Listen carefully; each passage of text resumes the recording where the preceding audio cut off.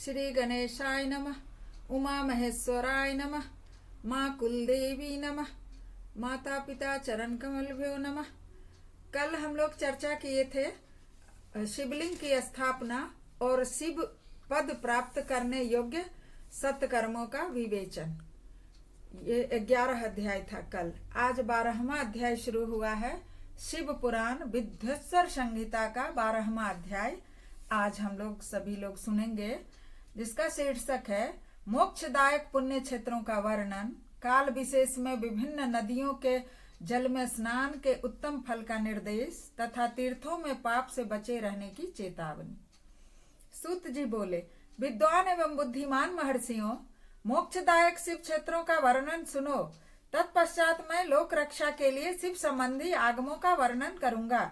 पर्वत, वन और काननों सहित इस पृथ्वी का विस्तार 25 करोड़ योजन है। योजन क्या होता है? योजन, एक योजन 8 मील के बराबर होता है। अब कहेंगे मील क्या होता है? 1.6 किलोमीटर 1 मील होता है। अब आप जोड़ते रहिए। भगवान शिव की आज्ञा से पृथ्वी संपूर्ण जगत को धारण करके स्थित है। भगवान शिव ने भूतल पर विभिन्न स्थानों में वहां के निवासियों को कृपा पूर्वक मोक्ष देने के लिए शिव क्षेत्र का निर्माण किया है। कुछ क्षेत्र ऐसे हैं जिन्हें देवताओं तथा ऋषियों ने अपना वास स्थान बनाकर अनुग्रहित किया है, इसलिए उनमें तीर्थत्व प्रकट हो गया है। तथा अन्य बहुत से तीर्थ क्षेत्र ऐसे हैं जो लोगों की रक्षा के लिए स्वयं प्रादुर्भूत हुए हैं। तीर्थ और क्षेत्र में जाने पर मनुष्य को सदा स्नान, दान और जप आदि करना चाहिए, अन्यथा वह रोग, दरिद्रता तथा मुक्ता आदि का दोष का भागी होता है। जो मनुष्य इस भारतवर्ष के भीतर मृत्यु को प्राप्त होता है, वह अपने पुण्य के फल से ब्रह्मलोक में वास करके पुण्य क्षय के पश्चात पुनः मनुष्य योनि में ही जन्म लेता है। बताइए भारतवर्ष की कितनी महिमा है। भारतवर्ष में कहीं भी मृत्यु को प्राप्त होगा तो ब्रह्मलोक में जाएगा, लेकिन उसमें भी शर्त है, पापी मनुष्य पाप करके दुर्गति में ही पड़ेगा। ब्राह्मणों, पुण्य क्षेत्र में पाप कर्म किया जाए तो वह और भी दृढ़ हो जाता है। अतः पुण्य क्षेत्र में निवास करते समय सूक्ष्म से सूक्ष्म अथवा थोड़ा सा भी पाप न करें। पुण्य क्षेत्र में रहना कोई मामूली बात नहीं है। बहुत उससे कठिन जीवन होता है, तपस्वी का जीवन होता है। झूठ बोलना, चोरी करना, दुराचार करना, पाप करना, ये सब पुण्य क्षेत्र में नहीं किए जाते हैं। अगर किए तो फिर उसका बहुत कठिन दंड होता है। सिंधु और सतलज नदी के तट पर बहुत से पुण्य क्षेत्र हैं। सरस्वती नदी परम पवित्र और 60 मुख वाली कही गई है, अर्थात उसकी 60 धाराएं हैं। विद्वान पुरुष सरस्वती के उन धाराओं के तट पर निवास करे तो वह क्रमशः ब्रह्म पद को पा लेता है। हिमालय पर्वत से निकली हुई पुण्य सलीला गंगा 100 मुख वाली नदी है। उनके तट पर काशी, प्रयाग आदि अनेक पुण्य क्षेत्र हैं। वहां मकर राशि के सूर्य होने पर गंगा तट की भूमि पहले से भी अधिक प्रशस्त एवं पुण्यदायक हो जाती है। अब मकर राशि का सूर्य होने पर, मकर राशि में सूर्य कब जाते हैं? मकर संक्रांति के दिन जाते हैं। सूर्य जो नवग्रह है, सूर्य, चंद्र, मंगल, बुध आदि, तो ये नवग्रह का अपना अपना दिन होता है, फिक्स होता है कि ये एक राशि पर इतने दिन रहेंगे। तो सूर्य का फिक्स है कि ये हर राशि पे 12 जो राशियां हैं, मेष से लेकर मीन तक, तो हर राशि पर ये 30 दिन रहते हैं। सूर्य 30 दिन में बदलते रहते हैं अपना जगह। तो धनु राशि में अभी हैं और धनु राशि से मकर राशि में इस बार 15 जनवरी 2024 को सूर्य मकर राशि में प्रवेश हो जाएंगे। तो उस समय पे गंगा तट और भी ज्यादा पुण्यदायक हो जाएंगी। सोनभद्र नदी की 10 धाराएं हैं। वह बृहस्पति के मकर राशि में आने पर अत्यंत पवित्र तथा अभिष्ट फल देने वाला हो जाता है। लेकिन अभी बृहस्पति मकर राशि में नहीं आएंगे, क्योंकि बृहस्पति एक राशि पे 13 माह रहते हैं। तो अभी वो मेष से निकलकर वृषभ में जाने वाले हैं, तो वो भी 13 माह में अपना राशि परिवर्तन करते रहते हैं।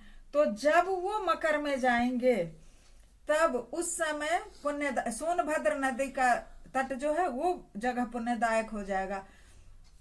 पुण्य सलीला महानदी नर्मदा के 24 मुख स्रोत हैं। जैसे हम नर्मदा तट पे रहते हैं तो ये बहुत पुण्यदायक जगह है। इसमें स्नान और उसके तट पर निवास करने से मनुष्य को वैष्णव पद की प्राप्ति होती है। तमसा के 12 तथा रेवा के 10 मुख हैं। परम पुण्यमयी गोदावरी के 21 मुख बताए गए हैं। वह ब्रह्म हत्या तथा गोवध के पाप का भी नाश करने वाली एवं रुद्र लोक देने वाली है। कृष्णा वेणी नदी का जल बड़ा पवित्र है। वह नदी समस्त पापों का नाश करने वाली है। उसके 18 मुख बताए गए हैं तथा वह विष्णु लोक प्रदान करने वाली है। तुंगभद्रा के 10 मुख है। वह ब्रह्म लोक देने वाली है।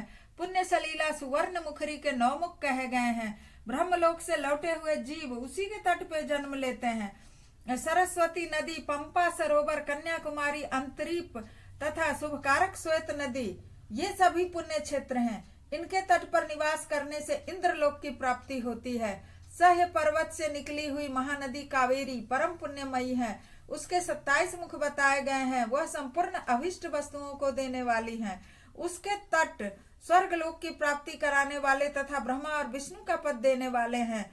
कावेरी के जो तट शैव क्षेत्र के अंतर्गत आते हैं वे अभिष्ट फल देने के साथ ही शिवलोक प्रदान करने वाले भी हैं। नैमिषारण्य तथा बद्रिका आश्रम में सूर्य और बृहस्पति के मेष राशि में आने पर, जब सूर्य और बृहस्पति दोनों मेष राशि में आएंगे, अभी बृहस्पति है मेष राशि में, अब वृषभ में आने वाले हैं, तो जब दोनों ही रहेंगे तब नैमिषारण्य और बद्रिका आश्रम में स्नान करने पे, वहां स्नान पूजन करने से ब्रह्मलोक की प्राप्ति कराने वाला समझना चाहिए। सिंह और कर्क राशि में सूर्य की संक्रांति होने पर सिंधु नदी में किया हुआ स्नान तथा केदार तीर्थ के जल का पान एवं स्नान ज्ञानदायक माना गया है।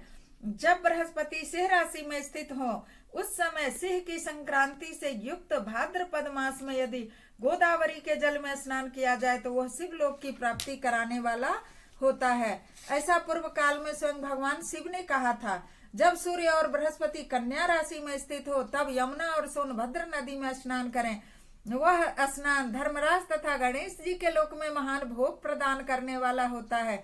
यह महर्षियों की मान्यता है। जब सूर्य और बृहस्पति तुला राशि में स्थित हो उस समय कावेरी नदी में स्नान करें। वह स्नान भगवान विष्णु के वचन की महिमा से संपूर्ण अभिष्ट वस्तुओं को देने वाला माना गया है। जब सूर्य और बृहस्पति वृश्चिक राशि पर आ जाएं, तब अगहन के महीने में नर्मदा में स्नान करने से विष्णु लोक की प्राप्ति हो सकती है। सूर्य और बृहस्पति के धनु राशि में स्थित होने पर सुवर्ण मुखरी नदी में किया हुआ स्नान शिवलोक को प्रदान कराने वाला होता है।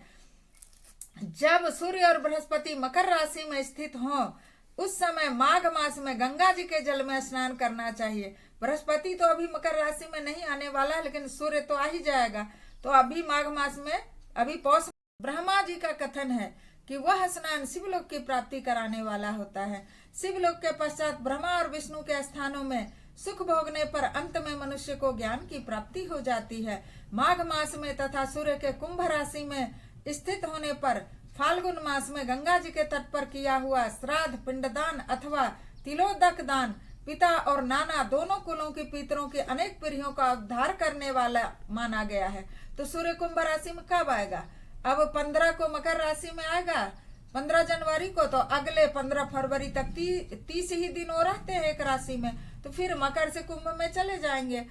तो उस समय महीना भी बदल जाएगा, तो उस समय श्राद्ध, पिंडदान आदि पिता और नाना दोनों कुलों के पितरों के अनेक पीढ़ियों को उद्धार करने वाला माना गया अगर गंगा तट पर करें तो। सूर्य और बृहस्पति जब मीन राशि में स्थित हो तब कृष्णावेणी नदी में किए गए स्नान की ऋषियों ने प्रशंसा की है। उन महीनों में पूर्वोक्त तीर्थों में किया हुआ स्नान इंद्र पद की प्राप्ति कराने वाला है। विद्वान पुरुष गंगा तथा कावेरी नदी का आश्रय लेकर तीर्थवास करे। ऐसा करने से तत्काल किए हुए पाप का निश्चय ही नाश हो जाता है। रुद्रलोक प्रदान करने वाले बहुत से क्षेत्र हैं। ताम्रपर्णी और वेगवती ये दोनों नदियां ब्रह्मलोक की प्राप्ति रूप फल देने वाली हैं। इन दोनों के तट पर कितने ही स्वर्गदायक क्षेत्र हैं। इन दोनों के मध्य में बहुत से पुण्यप्रद क्षेत्र हैं। वहां निवास करने वाला विद्वान पुरुष वैसे फल का भागी होता है।